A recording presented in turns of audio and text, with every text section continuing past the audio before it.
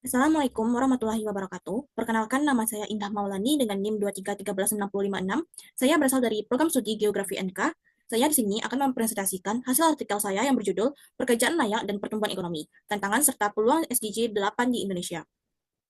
Yang pertama yaitu ada latar belakang, pembangunan ekonomi inklusif dan berkelanjutan sebagai bagian dari SDG 8 menekankan pertumbuhan ekonomi yang adil dan penciptaan pekerjaan layak bagi semua. Namun, Indonesia menghadapi tantangan seperti tingginya tenaga kerja sektor informal yang minimnya perlindungan sosial serta kesenjangan gender upah sebesar 23%. Transformasi digital memerlukan adaptasi sistem pendidikan untuk menghadapi perubahan pasar kerja. Sementara pandemi COVID-19 memperburuk kondisi ketenagakerjaan terutama bagi perempuan dan pemuda.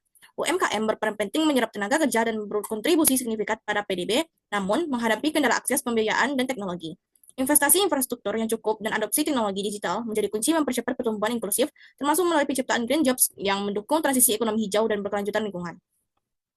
Selanjutnya yaitu ada tujuan penulis. Yang pertama saya mengambil identifikasi masalah struktural pasar tenaga kerja. Yang kedua ada dampak transformasi digital otomasi beserta adaptasi. Yang ketiga ada evaluasi peran pemangku kepentingan. Yang keempat ada rekomendasi kebijakan berbasis bukti. Dan kelima ada peluang green jobs untuk pertumbuhan inklusif. Analisis literatur, data empiris, dan praktik terbaik terharapkan dari kontribusi bagi pembuat kebijakan, praktisi, akademisi, serta masyarakat.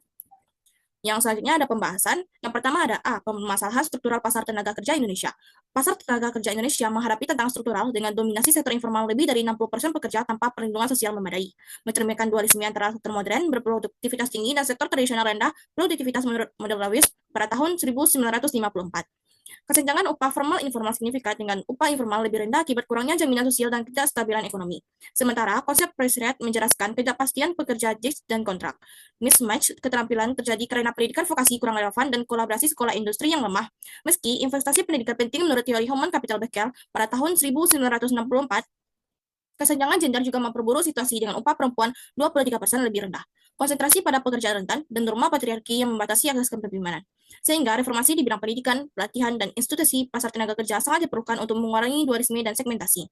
Yang kedua ada dampak transformasi digital dan otomasi terhadap ketenaga kerjaan.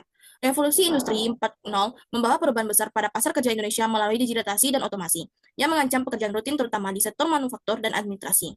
Dengan sekitar 23 juta pekerjaan berisiko hilang pada 2025 atau World Bank. Fenomena polarisasi keterampilan menyebabkan hilangnya pekerjaan menengah atau hollowing out, sehingga reskilling dan upskilling menjadi sangat penting, seperti melalui program kartu prakerja. Ekonomi gig menawarkan fleksibilitas, tapi pekerjanya sering tanpa formal dan akses perlindungan sosial memadai. Sektor jasa juga terdampak AI dan machine learning, menuntut strategi nasional yang menghadirkan infrastruktur digital, pendidikan sesuai kebutuhan industri, serta ekosistem inovasi untuk mengantisipasi perubahan besar pasar tenaga kerja, selaras dengan proyeksi World Economic Forum yang menunjukkan hilangnya 85 juta pekerjaan dan terciptanya 97 juta pekerjaan baru di era ini. Selanjutnya ada peran pemangku kepentingan dalam penciptaan pengajian layak. Pencapaian SDG 8 di Indonesia memerlukan kolaborasi pemerintah, swasta, akademisi, dan masyarakat sipil untuk menciptakan pekerjaan layak dan pertumbuhan inklusif. Pemerintah bertanggung jawab atas kebijakan makro yang stabil, regulasi ketenaga kerjaan yang adil, dan investasi di infrastruktur serta pendidikan. Sektor swasta berperan menciptakan lapangan kerja berkualitas dengan upah adil dan tanggung jawab sosial. Meski praktik SDR masih terbatas, akademisi meningkatkan kualitas sumber daya manusia lewat kerjasama universitas dan industri. Namun, keterhubungan masih perlu diperkuat. Serikat pekerja dan masyarakat sipil memperjuangkan hak pekerja melalui dialog sosial tripartit.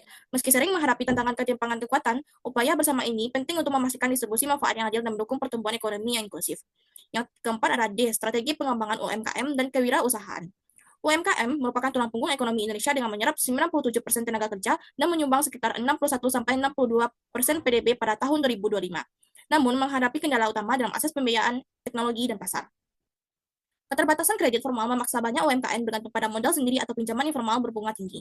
Digitalisasi dan e-commerce membantu peningkatan produktivitas dan memperluas jangkauan pasar didukung program literasi digital pemerintah, meski cakupannya masih terbatas.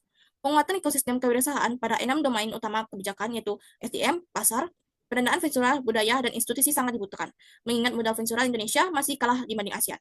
Kewirausahaan sosial yang menggabungkan keuntungan dan dampak sosial juga berkembang, khususnya di sektor pendidikan, kesehatan, dan lingkungan, tetapi memerlukan dukungan yang lebih besar. Yang selanjutnya ada E. Investasi infrastruktur dan inovasi teknologi. Investasi infrastruktur yang memadai sangat penting untuk pertumbuhan ekonomi inklusif di Indonesia.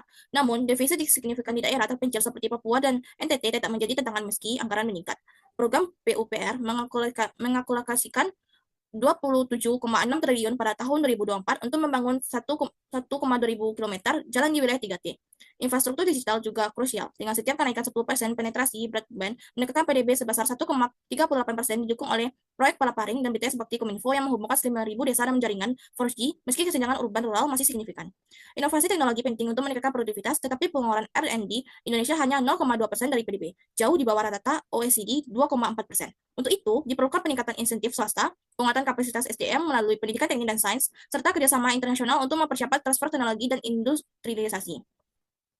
Selanjutnya ada F, transisi menuju ekonomi hijau dan green jobs. Transisi menuju ekonomi hijau mengintegrasikan perlindungan lingkungan ke dalam pertumbuhan ekonomi untuk meningkatkan kesejahteraan sosial dan mengurangi risiko ekologis. Green jobs seperti pekerjaan di energi terbarukan, efisiensi energi, pengelolaan limbah, dan pertanian berkelanjutan berkembang pesat dengan potensi Indonesia dari sumber surya, angin, dan panas bumi yang dapat menciptakan jutaan lapangan kerja.